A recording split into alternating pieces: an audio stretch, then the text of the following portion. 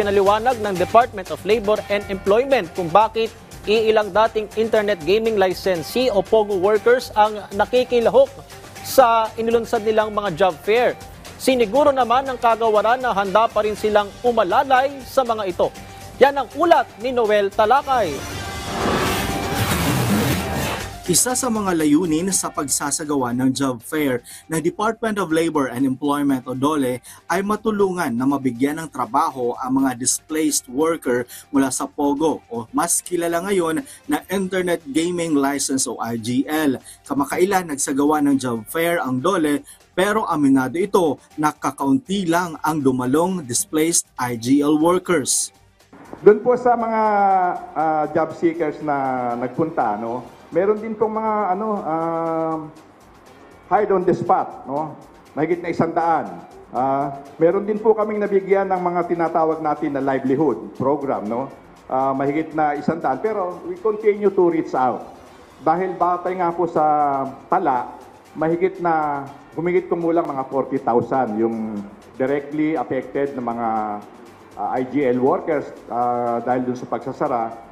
Paliwanag ni Labor Secretary Laguesma, may mga dahilan kung bakit halos 100 lang ang nakakuha ng trabaho sa nakaraang job fair. Sinabi rin ng kalihim na maaaring naghahanap ng mas mataas sa sahod ang mga ito dahil nasanay sila ng mataas sa sahod mula sa kanilang pinagtatrabahoang IGL. Una, nung nakaraang taon ng mga job fair namin, maaaring umaasa pa sila na may extend pang operations ng kanilang kumpanya.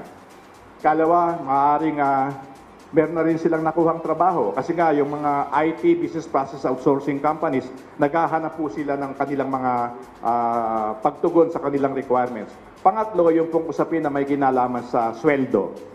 Karamihan po kasi ng na-offer na trabaho sa job fair, yung regular entry level, Iginiit din ni Laguesma na handa naman ang DOLE na gabayan at tulungan ang mga displaced IGL workers sa bansa. Maaari niya lumapit sila sa mga Public Employment Service Offices o PESO ng bawat lokal na pamahalaan. Kinakapacitate po namin yung mga staff ng Public Employment Service Offices para nang sa ganun mapalawak pa namin ang maaabot ng mga programa ng Department of Labor and Employment. Ayon sa datos ng DOLE, nasa mahigit 40,000 ang bilang ng mga displaced IGL workers sa buong bansa.